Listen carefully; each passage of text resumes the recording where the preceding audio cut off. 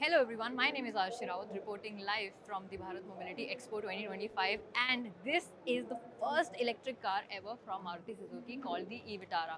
It is based on a brand new platform called the Heartech E platform, and this particular electric car will be offered in two battery pack options, a 49 kilowatt hour battery pack and a 51 kilowatt hour battery pack.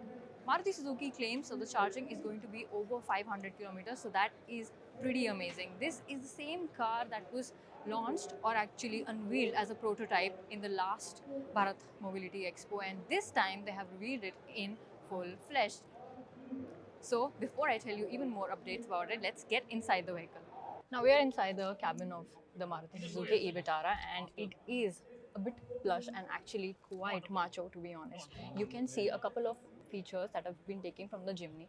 You have a new steering wheel, a new two-spoke steering wheel, which is actually a first time that Maruti is introducing this particular design in any of its car. You get a lot of touch buttons here and here.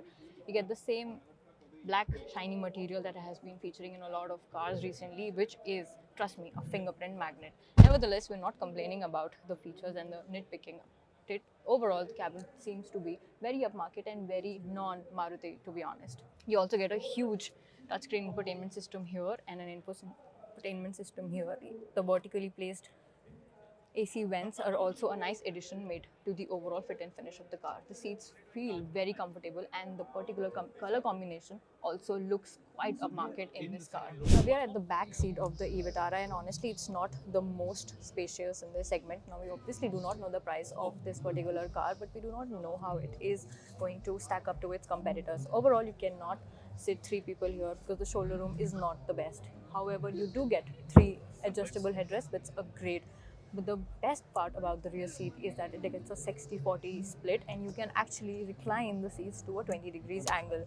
The floorboard is flat, so you can expect the leg room to be quite spacious. The seats are scooped up, and you also have a parcel.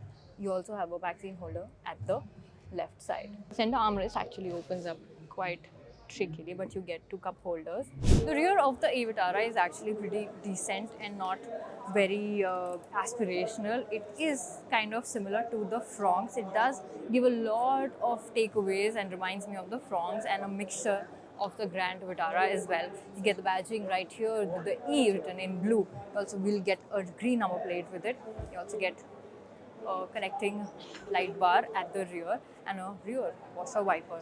Overall, the entire look is very simple, sophisticated, and but has a couple of elements that is going to make it stand out from the market. You also get a shark fin antenna, and it's actually very fascinating to see this particular car in this flesh and rear.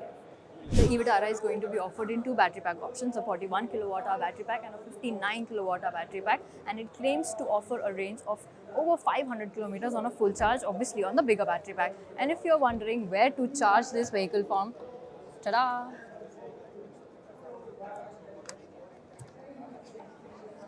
This is what it looks from the side profile, and you'll actually see it not having a very arresting design, but something which is going to appease to a lot of Indian buyers who are going to shift into an electric just because Maruti is here and offering an electric car. You also get a very coupe shaped here, and is kind of butch and looks very upmarket, to be honest. Maruti has not told a lot about the charging capabilities of this car, but keeping in mind the charging that is available here at this point in time, it is expected that it is going to have the same charging infrastructure like the newly launched Creta EV.